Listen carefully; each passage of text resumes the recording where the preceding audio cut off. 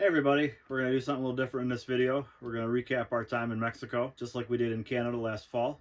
Thought we'd share our experiences. We got lots of stuff to share. A lot of things are different in Mexico and the United States. It's definitely a foreign country. We've got a lot of experiences that happened to us. So one of the topics everybody likes to talk about is safety. Don't worry, we'll get to that. We're going to save that one for last though, because that's probably the most popular one when everyone asks us about Mexico. We have lots of other things to share, so stay tuned for a pretty interesting video.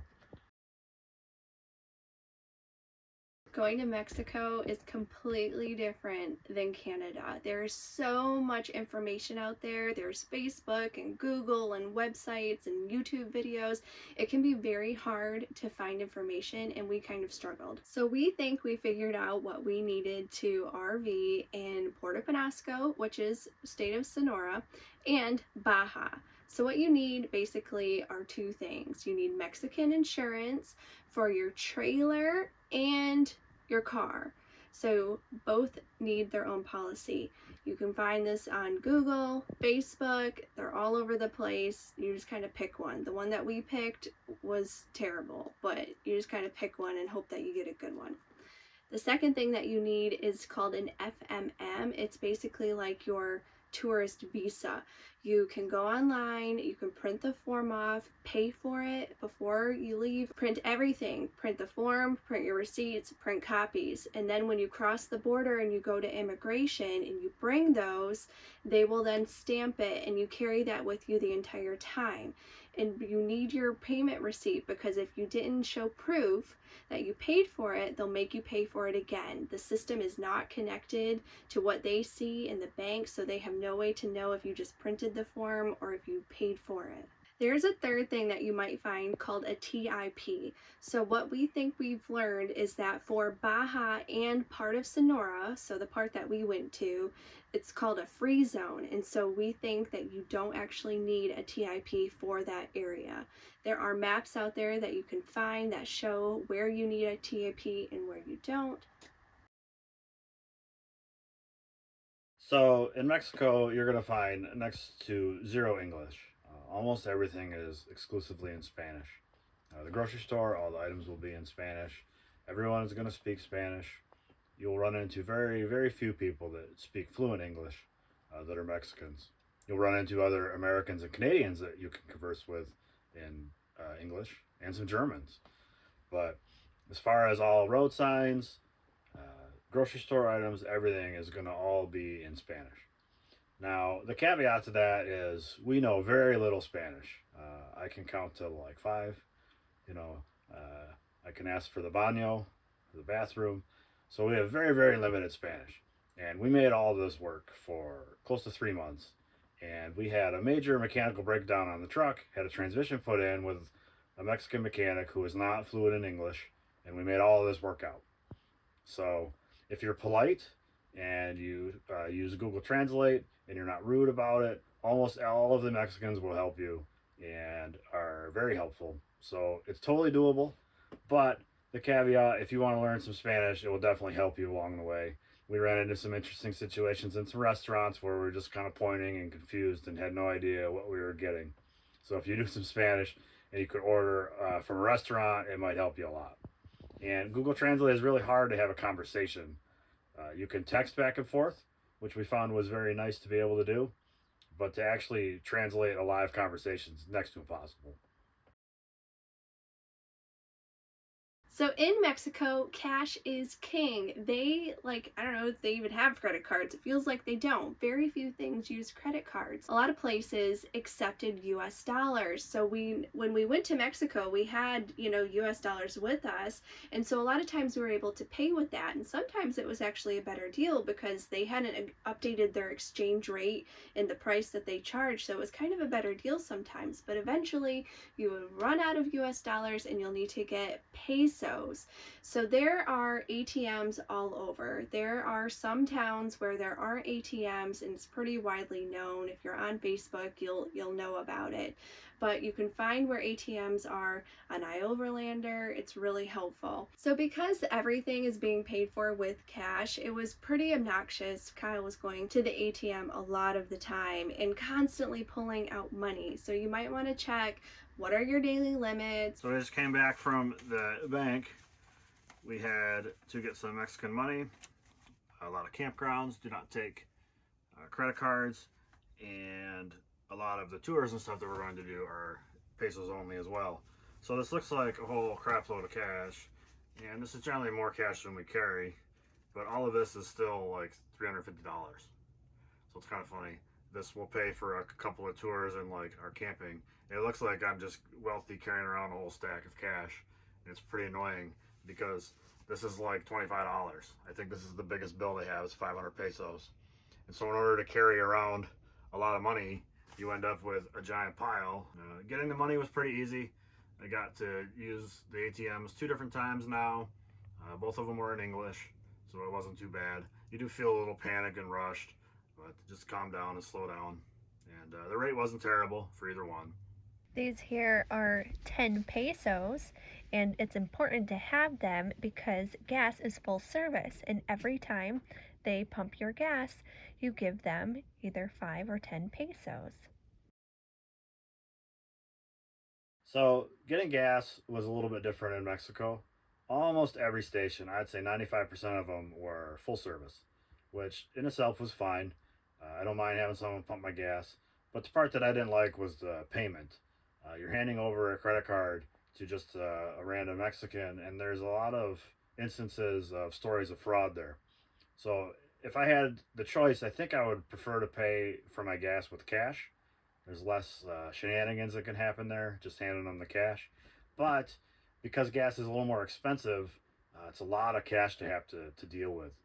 So it's kind of a trade-off to deal with the credit card or to deal with the cash. I would just say if you're getting gas a lot, watch your credit card statement pretty closely, and you'll at least be able to catch something maybe faster. Double check the amount on your charge to make sure it matches what you actually got.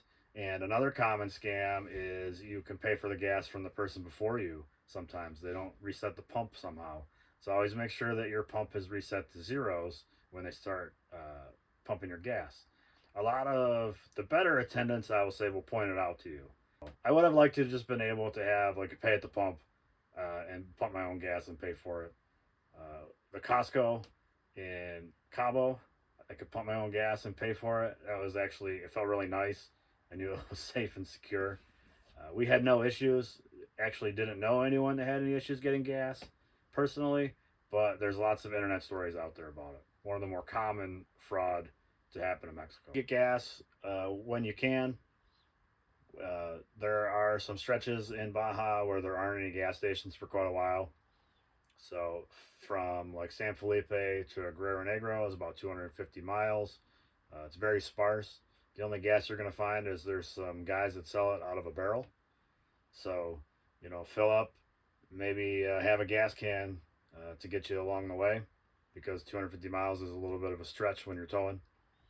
But the other part is that the speed limits are much lower. Speed limit is 50, so your gas mileage is going to go up. And we got much longer days out of our gas tank towing the camper than we ever would anywhere else. So one of the things we heard people complaining about was getting water in some remote areas or whatever. And I actually thought it was really easy.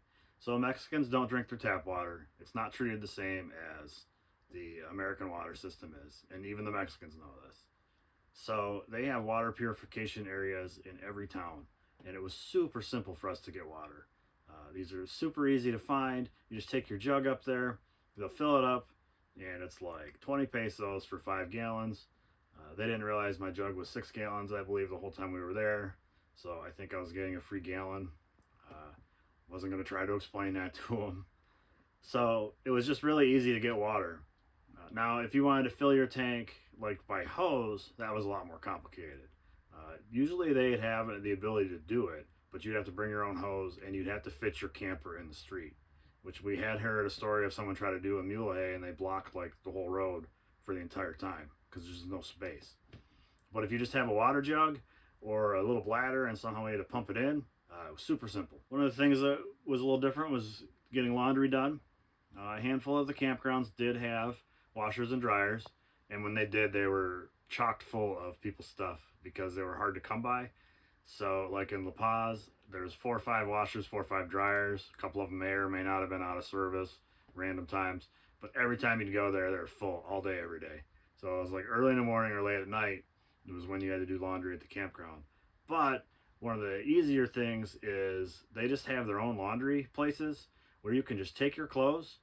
They'll take your name and they'll just take your clothes. They'll wash and dry them and fold them and give them back to you for like 100 pesos, which is a little more than $5.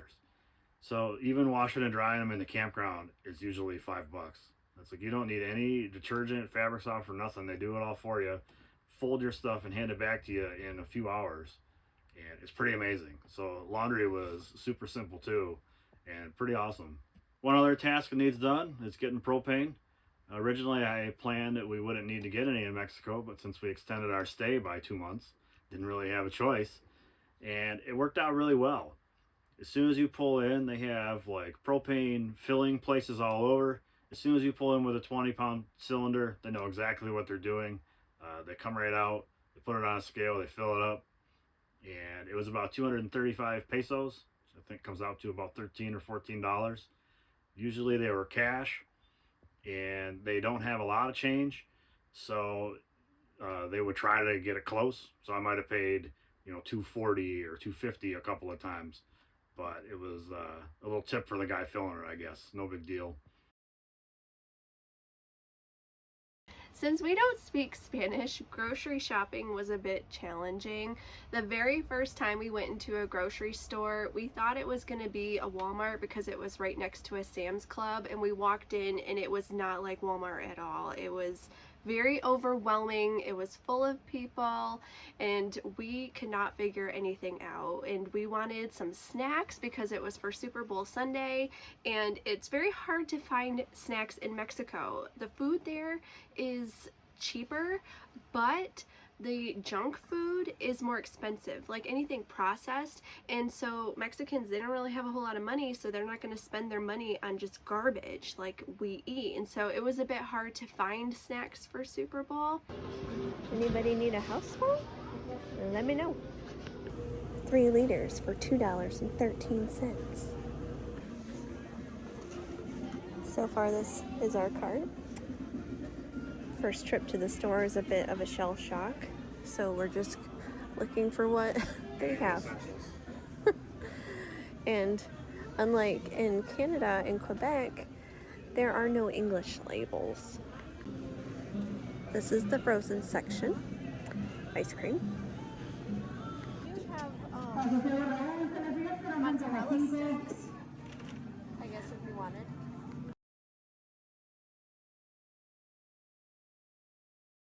Normally Kyle goes grocery shopping by himself, but it took a little while. We had to do it together before we got a routine of things that we would buy, and then he would go and do it himself. And we also learned there's a lot of things that you can't find, and we weren't really aware of this before we came because we didn't plan to spend 2.5 months in Mexico. Things like taco seasoning, they make that all themselves. Like we just go to the store and buy a bottle of it or a package, and that's taco seasoning, but they make it themselves. Heavy whipping cream, they make it themselves. You can't find that in the stores. Cream of chicken soup, there were so many dishes that I make that require cream of chicken soup, and we couldn't find any of that, so that like took out a whole like section of food. And then Febreze, they didn't have Febreze, they didn't have like gravy for like mashed potatoes. The roads in Mexico are significantly different than what you'll be used to in the United States. You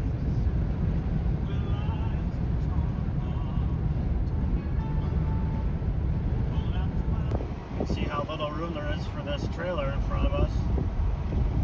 The one tire is right on the white line, and basically the side of his trailer hugs the center line. He is really squirrely all over the road, so he pretty much that's a death wish. Oh, the dog! Ah!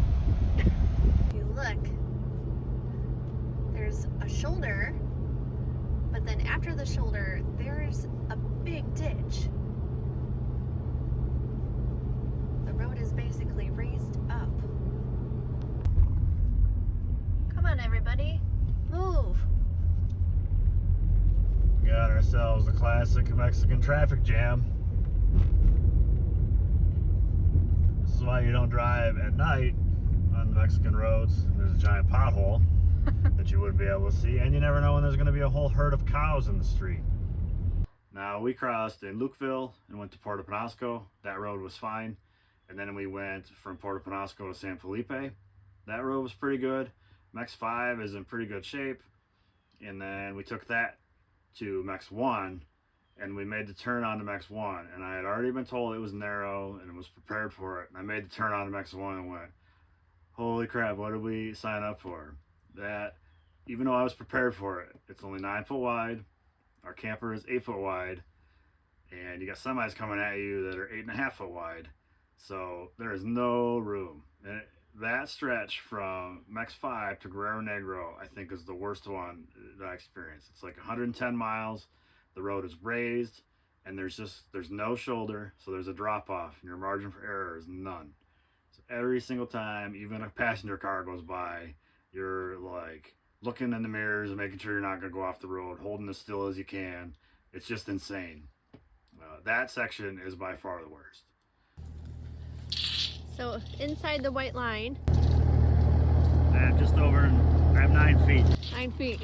The streets in town are in pretty good shape, but the main difference is that stop signs and speed limits and none of that stuff, it apparently doesn't mean anything to Mexicans. They just do whatever they want. So you'll pull up to a 4-way stop, and no one else will stop. And then the police will pull over tourists, so the tourists are the only ones that stop. They like to find foreign plated cars, and it's a whole lot different. So the locals will speed, run stop signs, all kinds of stuff, and it's just pretty interesting. You just have to be careful, drive defensively, but also at the same time offensively, because sometimes people will just expect you to go when it's not even your turn. Or they will have a stop sign, or you will have the stop sign, and they will stop for you.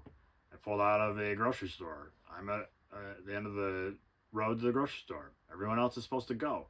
Everyone stops for me. It makes no sense. So it's just entirely different. Traffic laws don't apply to the Mexicans, but I would say they apply to us. It's just an entirely different system. It works though. I never witnessed any accidents. Drove through a lot of busy streets. You just have to get used to it. So one significant change that we found in Baja was people on the highway, when it's safe to pass because you can't see, will turn on their left blinker. And that means it's safe for you to pass them, which took us a while to figure out. And so it's always had been safe. No one had set me up for any close calls. And the same for me. Towing an RV, I would tell people when it was safe to pass the same way. Now the problem became when you wanted to make a left turn, because I was coming down Mex 5 and there was a truck behind me and I wanted to pull over. On the side of the road there was a pull off, and so I put my 4-ways on because that's what they do when they go to make a left turn. But that's also what they do for a hazard or all kinds of stuff. So I went to put my 4-ways on and the guy tried to pass me on the left as I'm trying to make a left turn. And the problem is, if I would have put my left turn signal on, he would have assumed it's also safe to pass. So I believe I was right putting my 4-ways on, trying to turn, and he was the one that made a mistake. And he was also American, so I'm not really sure what happened. No accident, I was paying enough attention, but you easily could just turn right into someone. So on the Mexican roadways, they have checkpoints set up where they stop every car, and they're looking for weapons or drugs or any other illegal activity. And we have them set up in the United States too, along the border, many areas where Border Patrol will stop cars. But being Americans in America, we're not subjected to the same level of interrogation as we were in Mexico.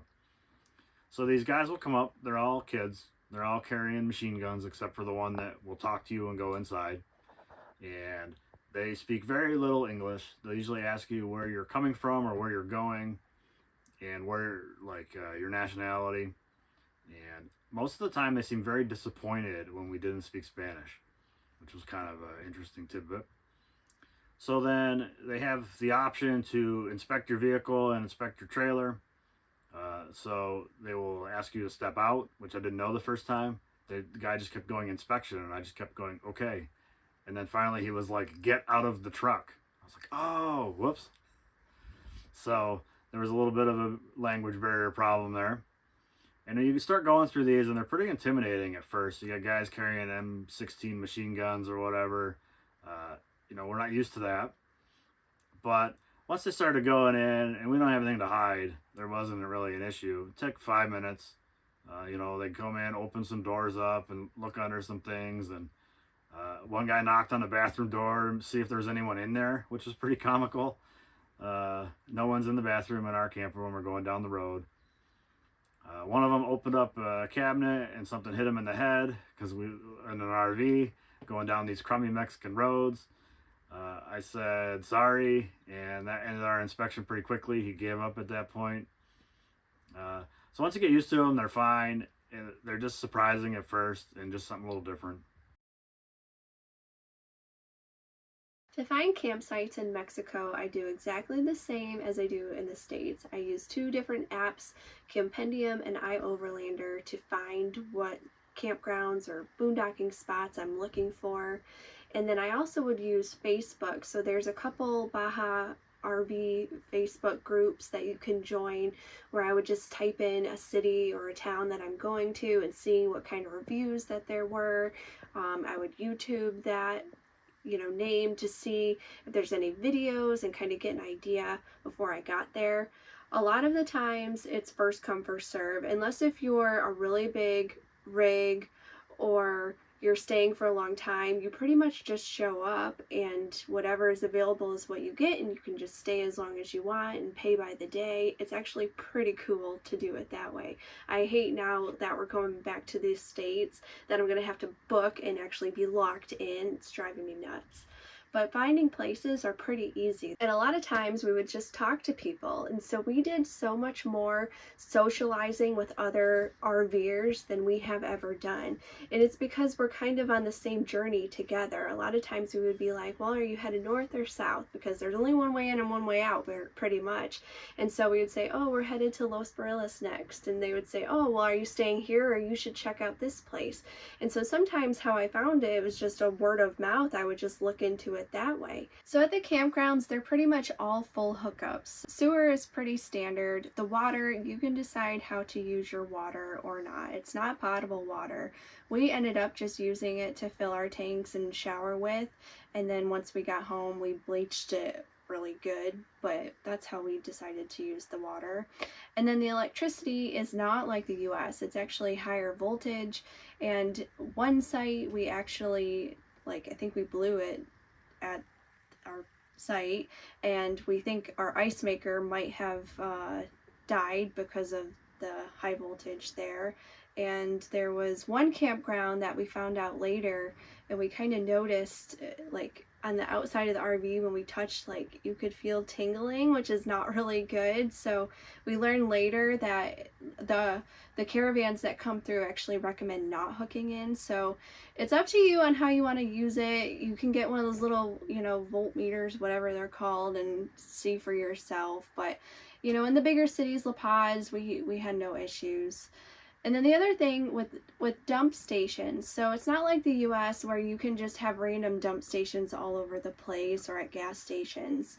There really aren't a lot of dump stations around. So if you're boondocking, you're pretty much going to a campground and paying to dump there. It's very possible to do. It's just you're not going to have just a random dump station on the side of the road that you're going to find.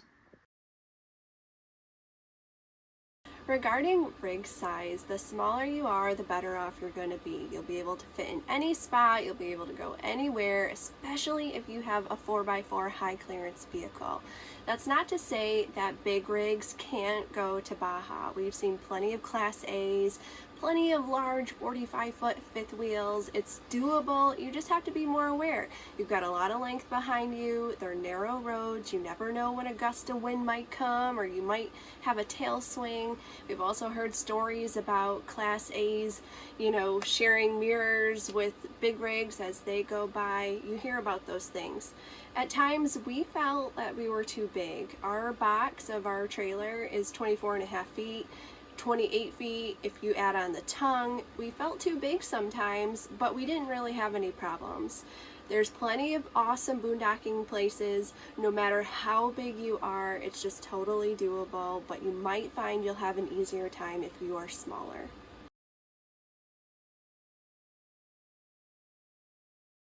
So for cell service, we have Verizon, and we did not buy any special SIM card for this trip. Our Verizon phones actually worked pretty good. When you're not in town, I would not expect to have cell service. In town, the cell service is pretty good. You'll either bounce off Telcel or Movistar. I think Telcel was probably my favorite, and it will be fine. When you're outside of town, that's when you might have trouble. And if you want to boondock like we did, you might want to invest in the Starlink, which we got while we were in Mexico, and it was awesome. So one of the reasons people go to Mexico is the cost is a little lower. And that's true in certain instances. However, the fuel prices were about the same as Southern California. It was about $4.50, maybe push a little more per gallon. So gas is pretty expensive. The nice thing about Mexico, though, is you don't really drive very far. It's a small peninsula. Even though it's 1,000 miles from Tijuana to Cabo, once you're in town and doing stuff, you don't really drive that far. So even though the gas was a little more expensive, we actually saved some money because we just didn't drive as much as we would have if we were RVing in the United States. So that helped keep our costs down. Our fuel costs were lower than normal, and our food costs were potentially way lower. We usually spend about $1,000 a month for food. The Mexican food was cheaper, and so that was helpful. We saved some money there, and when you went out to eat, the food was also cheaper when you went to non-tourist places. I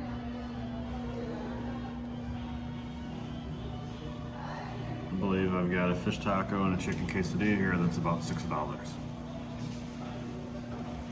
Like, we got a steak dinner after our sea lion tour in La Paz on the Malcon, and for the two of us to get steaks cooking on the stone, they came out to be about $75 for the two of us, which isn't unreasonable for US prices, but in Mexico that was very expensive.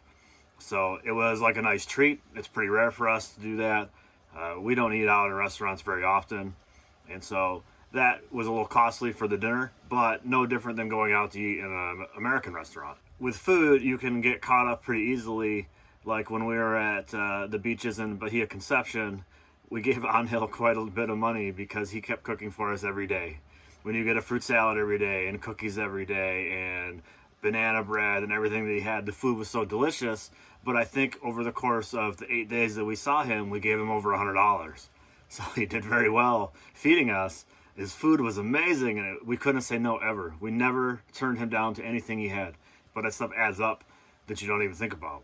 So the food was still cheaper, but you have to be careful not to take advantage of all the abundant food that's just brought to you. Everything else, like the goods in Mexico, are way more expensive. If you want to buy something in a store, if you need a cooler or something happens, you're going to pay way more than that than you would in the United States. So all of that stuff is more expensive. But the stuff that you need to survive, like food, you're going to get away with much cheaper. So we had about a month before Mexico and about a month after Mexico on the road. And while we were in Mexico for the close to 3 months, our total costs were about $500 less in Mexico than the United States. We didn't really do anything any different. We go to the store and eat what we wanted to eat, being what we could find in Mexico. So, for each month, it is about a $500 savings. So it's not super significant, but $500 is still $500. So we still had awesome times, did all the tours we wanted to, and everything came out to be cheaper. So a lot of people wonder why we even went to Mexico, and they're always like, why would you go there? It's so scary. It's always in the news. Oh my God. And yeah, sure. So we didn't plan to go to Mexico. We went there because the weather in the Southwest US was awful. Our lines were freezing. It was snowing in LA, and it's like, let's just go south for a little bit and wait for it to blow over. And it never did, the weather, but then every stop we kept doing just kept getting better and better. I mean, the things that you can do there are just insane. I mean, we pet a whale, like in the wild. Like, we hung over the side of a boat and we were like, hey buddy, how's it going? We swam with sea lions. and we followed a sea turtle.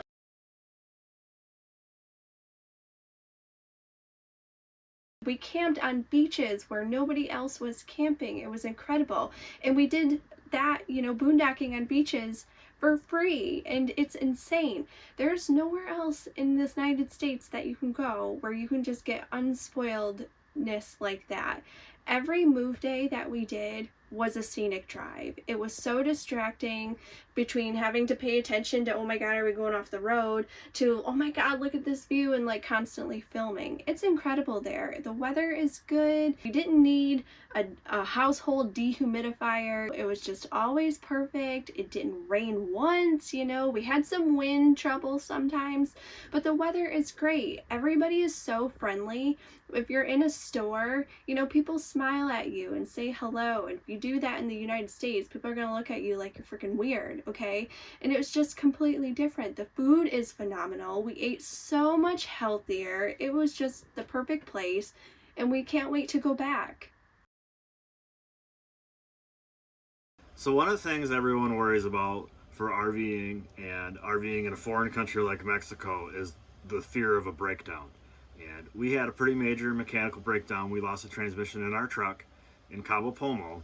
So that is nowhere near anything. It is, I would say, 35 miles from Los Barriles, which is still just a small town, and 35 or 40 miles to Cabo, but that's on the East Cape Road that no one wants to drive because everyone is afraid of it.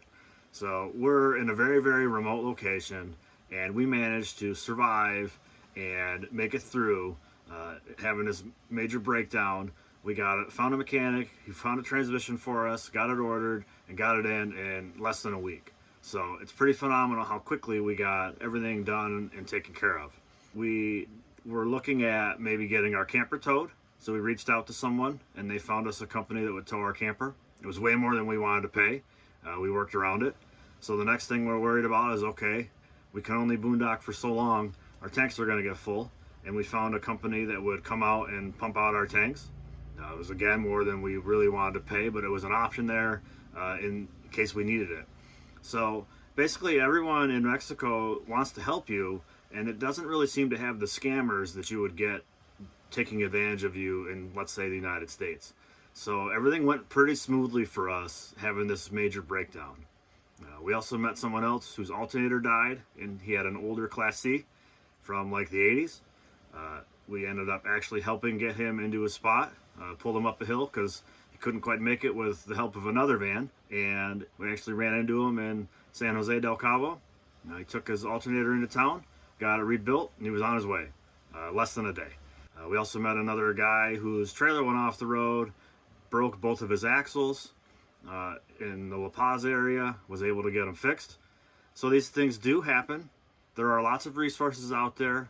Lots of other Americans and Canadians that have probably experienced a lot of this stuff, and the locals just want to help.